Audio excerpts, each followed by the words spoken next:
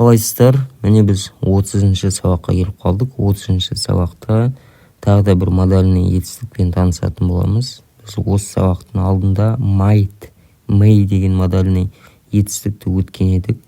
Бұл да модальный етістік және қолдану дәл бұрынғыдай, тек басқа мағынамен. Can және could. Can деген, яғни бір нәрсе істей аламын деген мағына. Бір нәрсе жасай аламын. Орыс тілінде могу, мочь деген. Can, мысалы картинканы қарайтын болсақ, I can play the piano. Мен пианино тарта аламын дейді, ойнай аламын дейді. I can play, я могу. He can play the piano. Ол пианино ойнай алады. He can play. Could you open the door, please? Сен есікті аша аласың ба? Could деген мына жерде қандай мағына беріп тұр? Бір нәрсе талап ету жұмсақтықпен. Сондай мағынада could деп қолданылады. Сол жаңа айтып кеткендей, might, may сияқты қолданыста 29-шы сабақта өттік. Егер өтпеген болсаңыздар, сол сабаққа қайтып өтсеңіздер болады. Can қосылған infinitive. Infinitive деген бізде тағы да қайталаймын.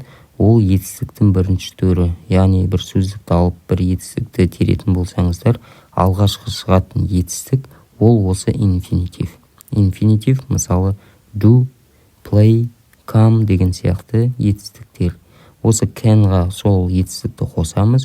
Сол кезде can do, can play, can come деген сияқты сөйлемдер құрауға болады. Мысалы, I, we, you, they, he, she, it-ке барлығына содан кейін can-ді қосамыз, содан кейін infinitive-ті қосамыз. Do, play, see, come деген сияқты. Сонда мысалы қараңыздар, I can do. Мен жасай аламын. I can play. Мен ойнай аламын. He can see. Ол көре алады. Егерде болымсызды білдірткіміз келсе, жоқ деп айтқымыз келсе, онда can't немесе қысқаша cannot. Can't деп қысқаша немесе cannot деп айта аламыз. Мысалы, he can't see. Ол көре алмайды. He can't come. Ол келе алмайды. He can't do. Ол жасай алмайды. Бір қызықты ескерту айтайын. Ағылшын тілінде мысалы can't, can демейді. Мысалы әдетте екеуінде де жоқты білдірту үшін де can дейді, я деп білдірту үшін де can дейді. Бірақ оны не нәрсемен білдіреді? Егерде I can do деп, егерде can сөзіне ударение бірінші қойылатын болса, I can do деп, онда мен істей аламын деген. Егерде істей алмаймын деген, I can do деген, мен істей алмаймын деген. Егерде I can do десек, doға ударение көп қоятын болсақ, онда can деген шығады. Жақсы, бұл бәлкім қиын болар сіздерге. Қазір оған мән бермей ақ қойыңыздар. Тек еске түсіріп айтқым келген, ағылшын тілінде біреулер сөйлеп жатса, I can do десе, демек I can деген. Егерде I can do десе, онда I can't do деген. Сондай дауыстың келуімен білуге болады. Себебі ағылшын тілі, қазақ тілі, басқа тілдер сияқты өзгерістер көп. Мысалы, I'm going to бір нәрсе десе, I'm gonna деп айтып салады. Бізде де мысалы, мен келе жатырмын деп айтып отырмаймыз, мен кетірмін деп айтамыз. Егерде ағылшындықтарға қазақ тілін үйреніп жүрген болса, олар мен келе жатырмын деп естісе ғана түсінеді ғой әдетте, жаңа бастауыштарға. Біз мен кетірмін дегенге келе жатырмын деген екеуінің айырмашылығы көп. Сондықтан көп тыңдаумен, көп тыңдай берумен осындай түсініктер келе бастайды. Бірақ бұл деген основной етістіктер, основной ережелерді үйрену болғандықтан сіздер дәл осылай жазу бойынша үйренесіздер. Енді сұрақ қоюды қалай қоямыз? Сол can деген алға кетіп қалады. Сол алға кетіп қалумен сұрақ қою ережесі шығады. Мысалы, can I do? Мен істей аламын ба? Can I play? Мен ойнай аламын ба? Can he see? Ол көре алады ма? Can we come? Біз бара аламыз ба? Деген сияқты осылай can-ді алға қоюмен сұрақ белгісін жасай аламыз. I can do something. I can do something деген, яғни ол I know how to do it. Or it's possible for me to do it. I can do something. Мен бір нәрсе істей аламын дегені, яғни I know how to do it. Мен білемін оның қалай істеу керектігін. Немесе it's possible for me. Ол маған мүмкін.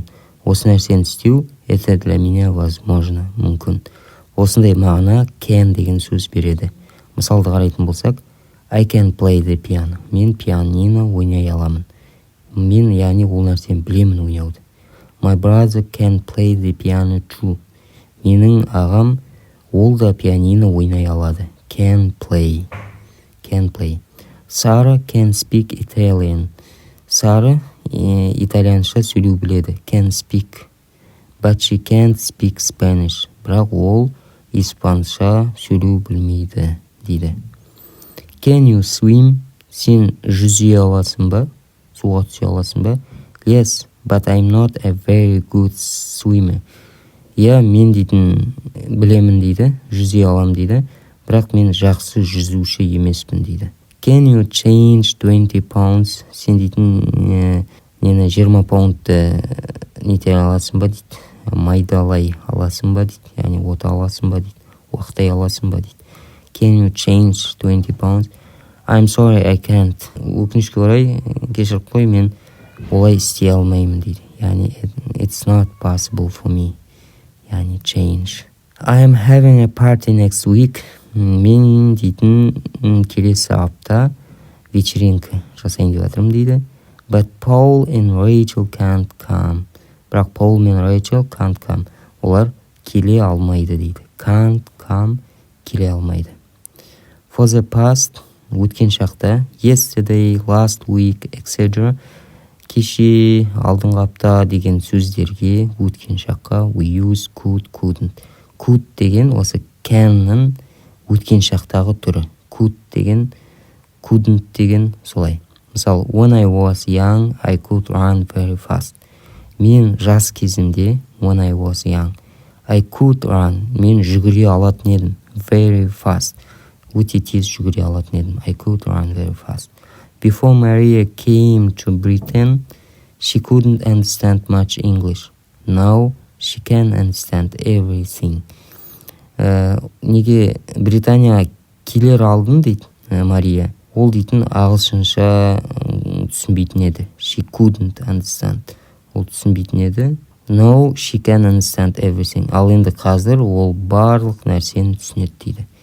She can. Міне осы шақта тұр. А couldn't деген ол өткен шақта тұр. Яғни бұрын she couldn't understand, ол түсінбейтін еді. Now қазір she can understand, ол түсінеді. I was tired last night, but I couldn't sleep. Мен өткен түні шаршадым дейді. I was tired. Я был уставшим. But I couldn't sleep. Бірақ мен ұйықтай алмадым. Өткен шақ. Couldn't. Can't sleep деген ұйықтай алмаймын. Couldn't sleep деген ұйықтай алмадым.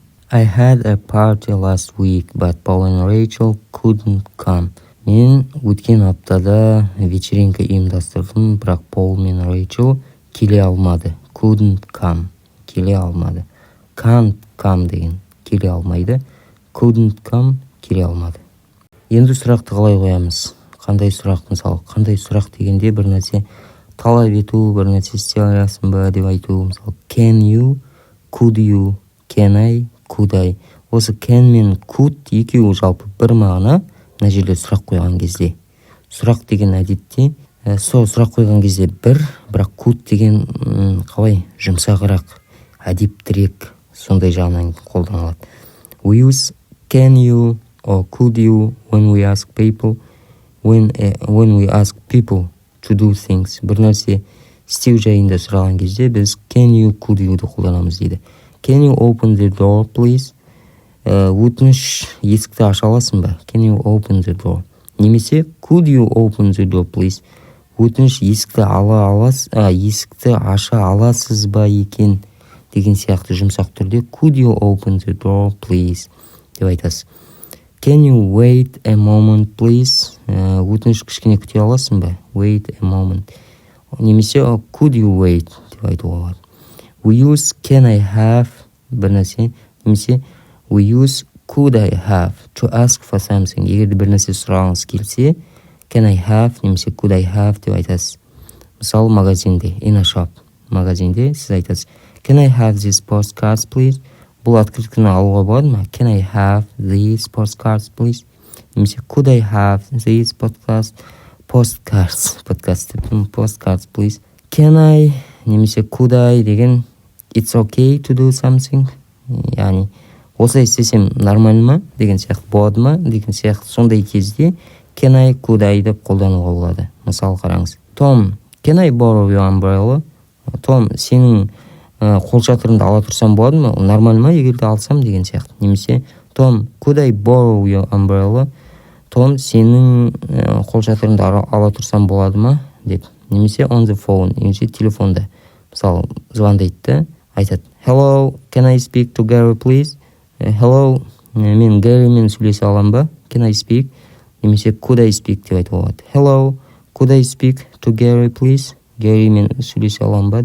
Сондай сұрақтар болса, осы can you, could you, осын жақтап алыңыздар, can you, could you деп. Сол кезде жеңіл болады. Осымен біздің сабағымыз бітті. Егер ұнаған болса лайк басып қойыңыздар, тіркеліп қойыңыздар. Барынша осы кітапты толықтай бітіруге тырысамыз. Бұл кітапта 115 сабақ бар. 115 сабақты жақсы өтіп шықсаңыздар, сіздің ағылшын тіліңіз жалпы Америкада өмір сүруге жеткілікті болады, иншалла. Келесі көріскенше, иншалла.